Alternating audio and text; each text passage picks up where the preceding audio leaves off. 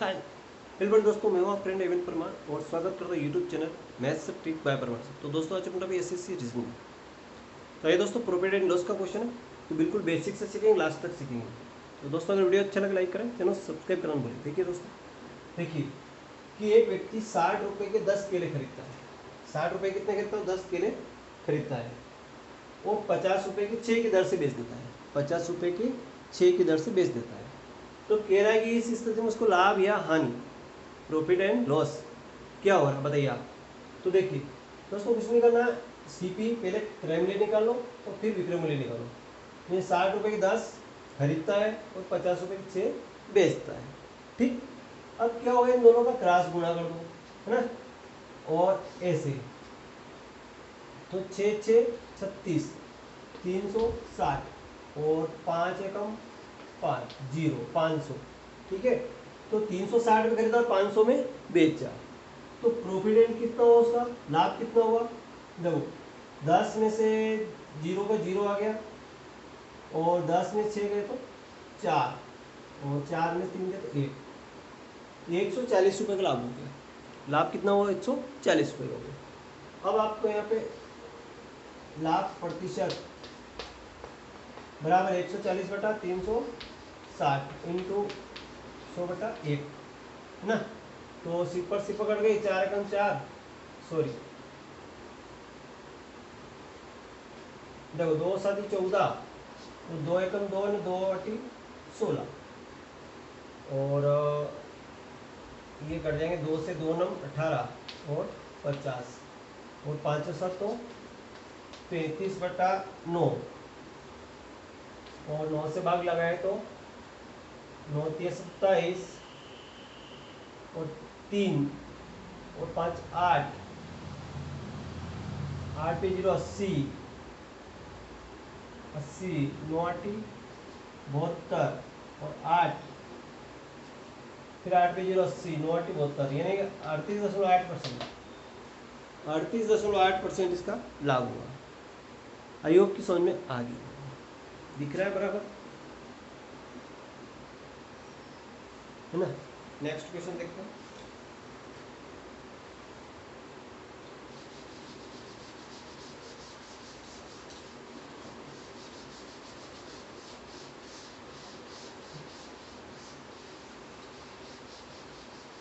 अगला क्वेश्चन देखते हैं। देखो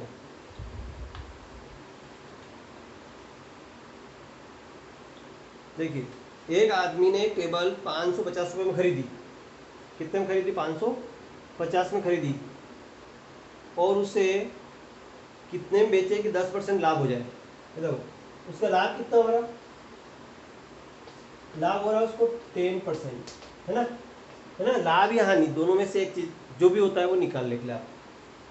तो लाभ 10% हो रहा है, तो 10 बटा कितना लिखेंगे अपन? 100 लिखेंगे। सिपर से सिपर कट गई, बराबर 1/10, यानी कि 10 पर 1 रुपये का लाभ, तो कितना हो गया? 11, है ना। तो यहाँ पे होगा 11/10।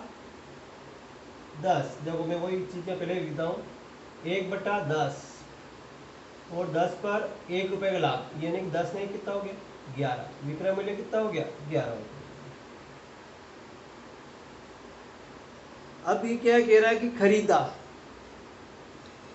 550 में खरीदता है, तो यहां लिखेंगे, खरीदना हो तो यहाँ लिखेंगे, अगर बेचने की कीमत हो तो ऊपर लिखेंगे, ध्यान रखना, है ना। 10 पर 1 रुपये का लाभ हो रहा तो 11 रुपये। अब खरीदने की कीमत हो तो नीचे लिखना, ये खरीदा है और ये बेचा है। ठीक है, ध्यान रखना। तो खरीदने की कीमत तो सिपर सिपर कट गई, 55 रुपये आया। इसी 55 का ऊपर मल्टीप्लाई कर देते हैं, तो 11 बजे 55 का 5 हाथ से लाए 5, 11 बजे 55 और 5 60, 605 रुपये, ये इसका क्रय मूल्य हो गया।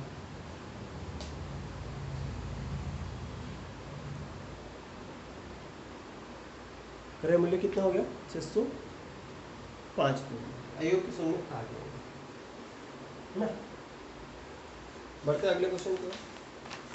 और इस तरह का आपका कोई क्वेश्चन हो कमेंट जरूर कीजिएगा कि यार समझ में नहीं आया, है ना।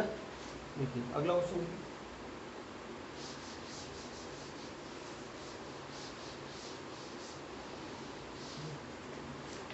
दूसरा क्वेश्चन कह रहा है, देखिए कि किसी वस्तु को 1700 रुपये में बेचने पर 15% की हानि होती है और 20% लाभ लेना चाहे तो कितने में बेचेगा। देखो 1700 रुपये में बेचने पर 1700 रुपये तो बेचने का, और कह रहा है कि जो, अब ध्यान रखना, जो जो आप लास्ट में पूछे उसको ऊपर रखना, जो लास्ट में पूछा जाए उसको ऊपर रखना है ना। तो लास्ट में उसमें 20% लाभ, तो 20% उसमें जुड़ जाएगा 100 में, तो कितना होगा 120 होगा। ठीक है। अब 15% की हानि, तो 15% की हानि मतलब क्या होगा, 100 में से 15 घट रहा है तो कितने बेचेगा, 85 में बेचेगा। ठीक है, ध्यान रखना।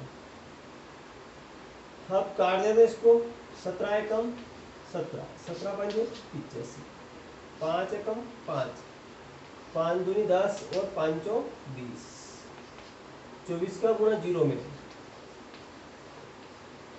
ये वाला 2400 रुपये उसका क्रय मूल्य आ जाएगा। विक्रय मूल्य पहले 1700 बेच रहा था, अब कितने में बेच रहा है दोस्तों, 2400 में बेचेगा वो, 2400 में बेचेगा। अगला क्वेश्चन देखिए, 15 वस्तुओं क्रय मूल्य 12 वस्तु विक्रय मूल्य के बराबर है तो लाभ हानि ज्ञात कीजिए। देखो जब सीपी और क्रय मूल्य और विक्रय मूल्य बराबर हो तो कैसे याद करना। देखो मैं आपको दो चीज बता देता हूँ, 15 वस्तुओं का क्रय मूल्य 12 वस्तु विक्रय मूल्य के बराबर है ना। तो जब क्रय मूल्य और विक्रय मूल्य बराबर हो तो ऐसी स्थिति में क्रय को विक्रय बनाए और विक्रय को क्रय बनाए, ये बात ध्यान रखें। क्रय मूल्य को क्या बनाए, विक्रय, और विक्रय को क्रय। ठीक, तो अपन सबसे पहले निकालेंगे सीपी, कास्ट प्राइस। तो कास्ट प्राइस ये कह रहा है कि क्रय मूल्य, विक्रय मूल्य कितना है इसका, देखो 12 वस्तु विक्रय मूल्य के बराबर है, 12 विक्रय को क्रय बनाएंगे तो क्रय कितना हो गया 12। अब selling price, selling price, selling price कितनी होगी, देखो अब बेचने की कीमत 15, क्रय उसका 15 हो गया। अब आपने 12 में खरीदा और 15 में बेचा, ठीक है, तो आपको लाभ हुआ, प्रॉफिट हुआ, है ना। तो प्रॉफिट कितना हुआ अपना, प्रॉफिट परसेंटेज कितना हुआ, 15 में से 12 गए तो 3 रुपए का इसको प्रॉफिट हो गया। तो कितने पे हुआ, 12 पे, इंटू 100/1, 3 एकम 3, 3 चौक 12, 4 से काटा 4 दूनी 8, 4 पंजे 20, 25% का इसको लाभ हो गया।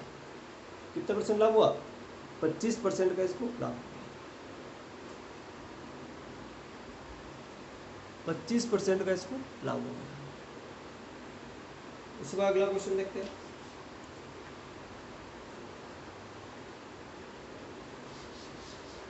जहां समझ में नहीं आया बता देना।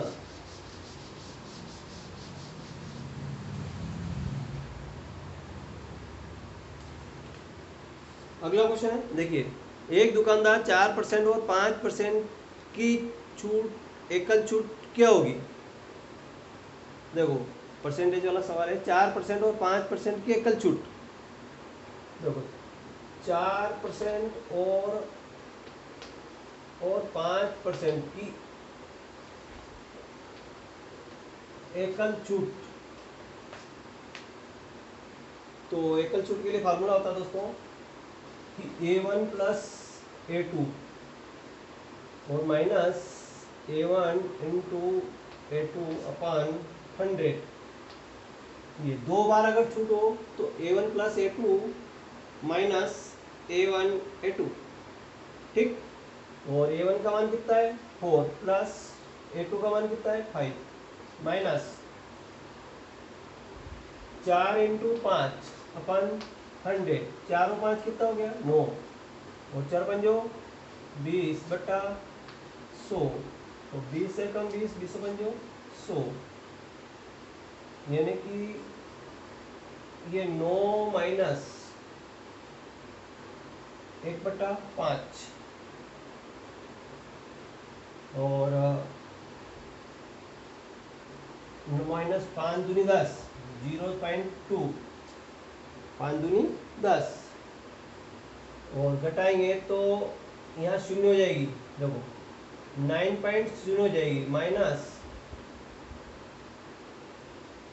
0.2 और 10 में से दोगे तो 8 बचे, और यहाँ कितना बच गया 8। 8.8%, 8.8% की छूट होगी। कितने परसेंट की छूट होगी? 8.8% की उसको छूट मिलेगी। आई होप कि समझ में आ गया होगा।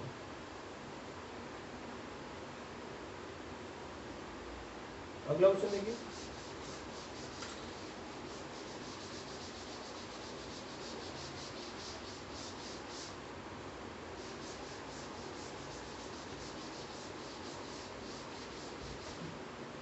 अगला सवाल है कि क्रय मूल्य और विक्रय मूल्य का अनुपात 5:3 है। देखो सीपी और सेलिंग प्राइस का जो अनुपात है तो 5:3 है। 3 है ना, 5:3 है। तो अब 5 में खरीदा और 3 में बेचा, ये ध्यान रखना है। तो इन दोनों का जो माइनस करेंगे अपन, तो यहाँ पे 5 में खरीदा और 3 बेचा, मतलब हानि होगी, लॉस। तो हानि परसेंट बराबर 5 में 3 गए तो 2/5 इंटू 100/1। 5 एकम 5 दूनी 10, 20 दूनी 40। 40% का इसको लॉस हो जाएगा। कितना परसेंट लॉस हो रहा है? हानि कितनी हो रही? 40% की इसको हानि हो रही है। आई होप की समझ में आ गया होगा। कितना परसेंट हानि हो रही? 40%। अगला कह रहा है,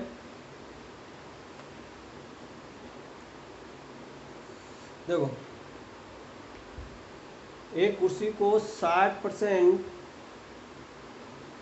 का क्रय मूल्य का 60% उसके विक्रय मूल्य के 40% के बराबर है ना। तो परसेंट में दे या बिना परसेंट में दे, कोई बात नहीं, आंसर एक ही आएगा।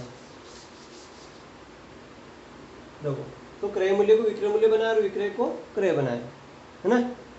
तो उसके विक्रय मूल्य का 40% के बराबर है ना। तो सीपी कितनी हो जाएगी? कास्ट प्राइस 60 रुपये 40 हो जाएगी, और सेलिंग प्राइस कितनी हो जाएगी? 60 हो जाएगी। घटाएंगे तो कितना बचेगा? 20 बचेगा, है ना। 60 में 40 में घटा, 60 में बेचा, तो इसको लाभ होगा। और लाभ बटा 40 इंटू 100/1,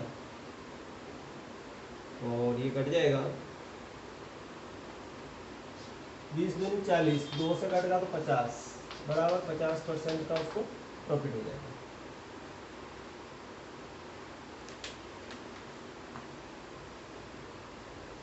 अगला क्वेश्चन देखिए।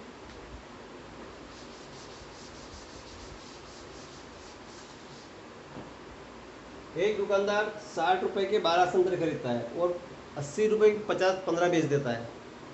देखो सीपी कास्ट प्राइस होगी 60 रुपए के 12 खरीदता है सॉरी, और सेलिंग प्राइस होगी उसकी 80 रुपए के 15 बेच देता है। ठीक है, तो क्रॉस गुणा करना है। क्या करना है इसका? क्रॉस गुणा। ऐसे तो 15 छंग 90, 900 क्रय मूल्य हो गया, और 12 96, 960 उसका विक्रय मूल्य हो गया।